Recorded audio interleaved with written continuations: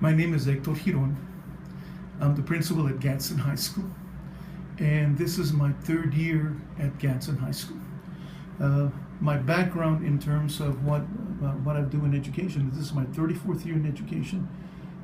I started actually working in this district as a teacher and a coach back in 1982, and I served in that capacity for 6 years.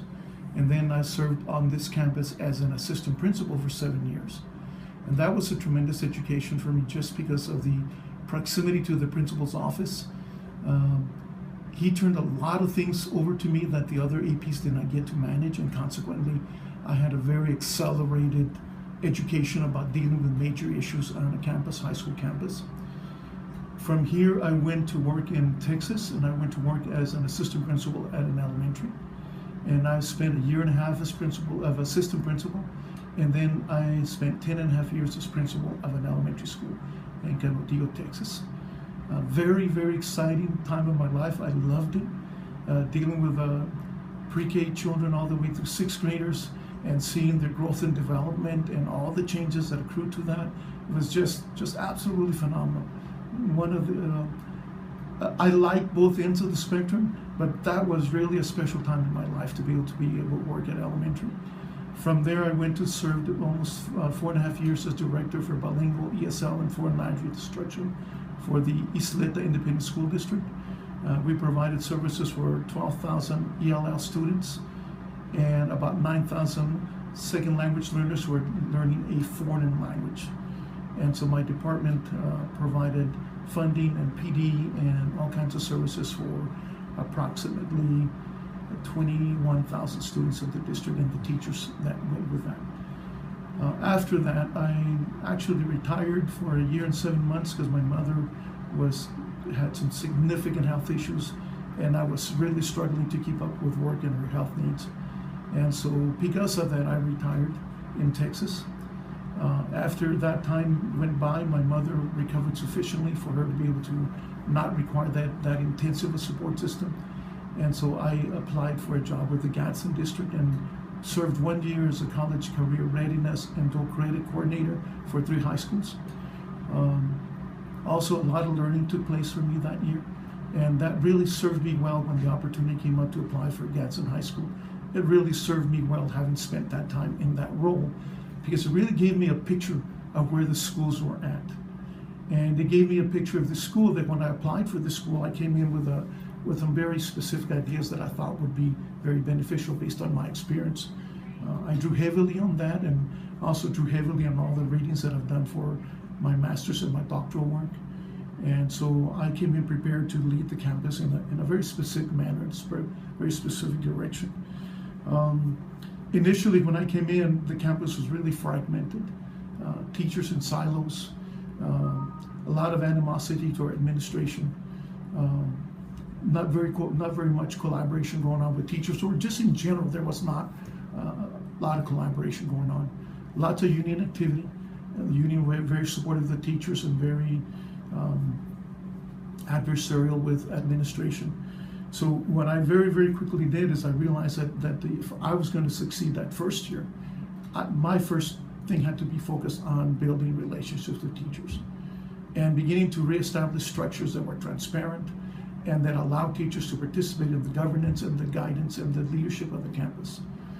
And so one of the things that I did is I really spent my entire year building that credibility. I knew that my academics were going to suffer to a certain degree that first year, but I felt that if I could not develop these relationships, establish credibility in that first year, then it would be a moot point. Anything else I did after that would not be successful, not to the degree that I was hoping to. And so I invested heavily in that process. My contact with teachers was intense that year, establishing committees involving students, involving parents, creating a way so that there was a very transparent process, and then consistently responding to teachers as quickly as I could when needs arose. In my first faculty meeting when we opened the school year, that first year that I started, I presented my agenda, the 6-point agenda that I had. And I also told them that I practice from a philosophy based on the Robert Greenleaf Center for Servant Leadership. The idea that if you're going to lead an organization, you need to be a servant leader. You need to ensure that everyone that works with you, your colleagues that are on the campus, their needs are met so they can be successful. They need to have their needs met. Their support system has to be there. There's got to be a voice, there's got to be a process, a structure for them to be able to engage effectively with the work. And so that's why it's set up to do that first year. Really get people to realize and accept that that's where I was coming from and practicing from. And along the way, I also began to layer in all the other components that I needed to begin to drive.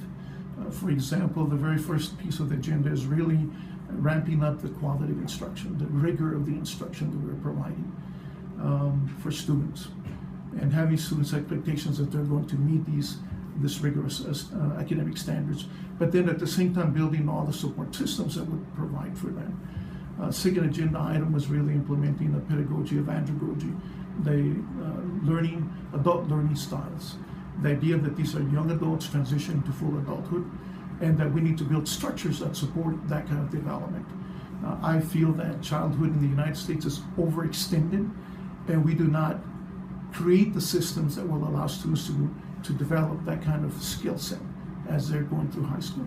And I really feel that that's something that is absolutely essential, and that we've been working at on this high school since I got here. Focus on technology integration and really helping the teachers learn how to use technology effectively in instruction, and also use technology as a tool that will help them in their own grading processes and expediting that.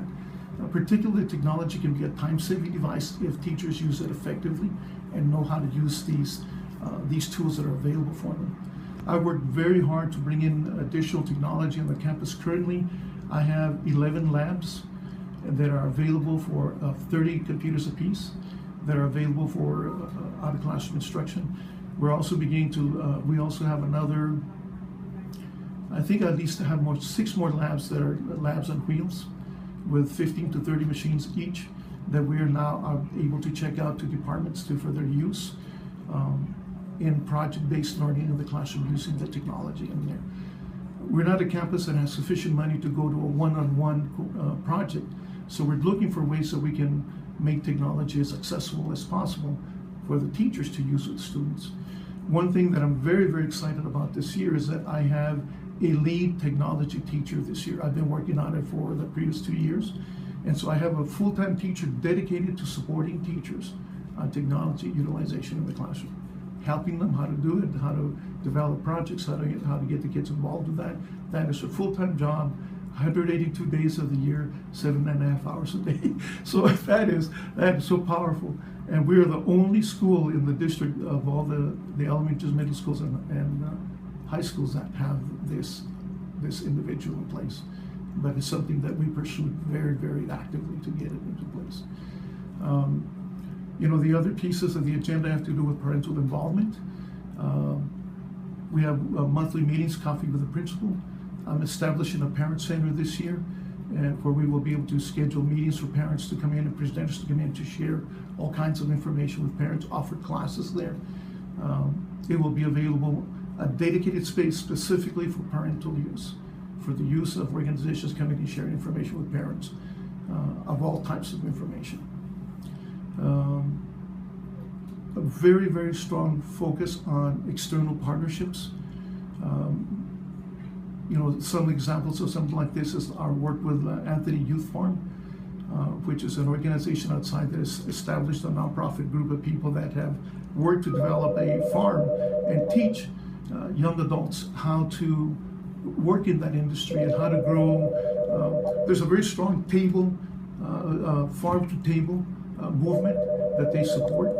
And so they are hiring some of our students to be tractorists and to go in and harvest and to work in the process of farming and what they're doing there.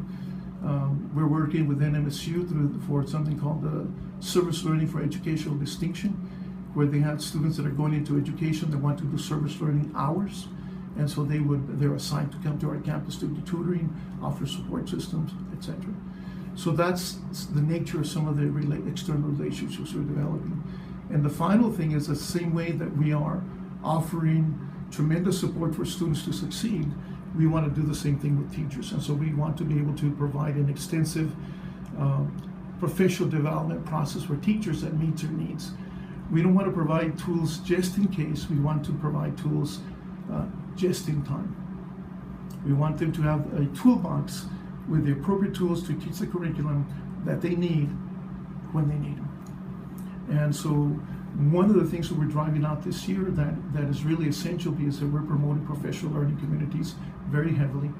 We really feel that that's the next step in the things that we've been doing. So we've actually will be contracting with a presenter that has designed some training sessions, 4 training sessions for our leadership team, our department chairs and co-chairs and other interested teachers to experience that this year and go through this training so that they actually will focus on a professional learning community environment when they meet together and have instructional conversations and understand how you develop and how you grow those. Bottom line, if I'm going to try to create an image for you about what we're about, and I use the image created by Fridtjof Capra in the book that he wrote called The Web of Life. And in this book, he tells us that everything on the planet is interconnected. We are all interconnected. And the more we recognize that and understand that and cultivate that, the more likely we are to be respectful and work together and collaborate and be able to accomplish a lot of things that become more difficult as we separate and break apart. And so the idea is that we want to be able to have students and staff and community create such a dense network of cohesiveness, of working together, and that everybody's so interconnected with one another and understands that and recognizes that the weave of that fabric is so dense that nothing will fall through.